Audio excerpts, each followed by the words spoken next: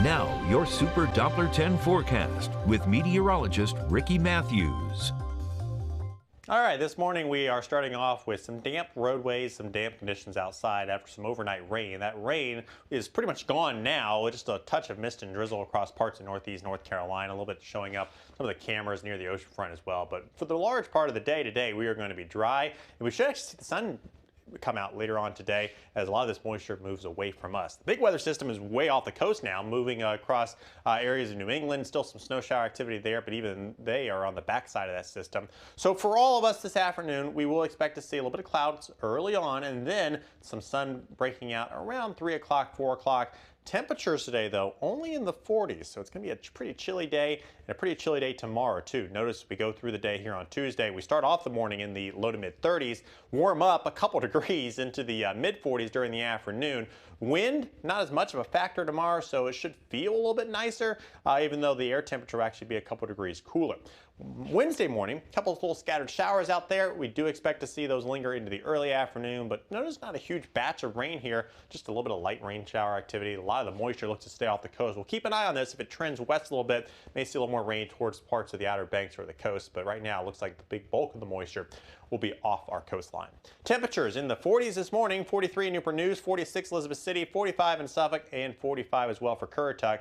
Across the map here, you notice pretty much everywhere in the 40s, a little warmer to the south by a couple degrees, 46 Mania, 47 Hatteras. But that northwest wind already blowing, and that will be a factor later on today.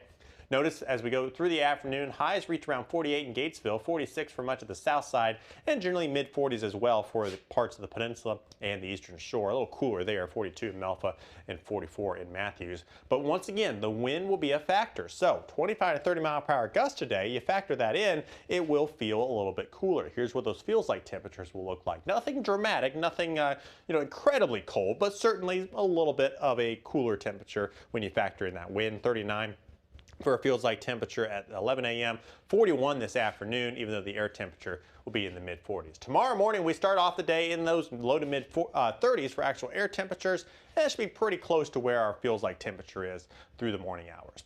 All right, our average this time of year is 51. So we're actually a couple degrees below average today and, of course, tomorrow. But notice as we head here into the day Wednesday and Thursday, we actually managed to climb a little bit above average, but don't expect that to last forever. I do expect to see temperatures drop again heading into the upcoming weekend.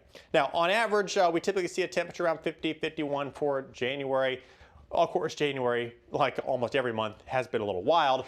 40s, 50s, 60s, some 70s on the map here. I expect that trend to continue into much of February with the potential for also some 60s and 70s every once in a while, but not during the next really 5 to 8 days here, with temperatures expected to be more in the 50s and 40s as we go through the upcoming week. So a wintry week ahead here for Hampton Roads with a couple chances for some showers on Wednesday.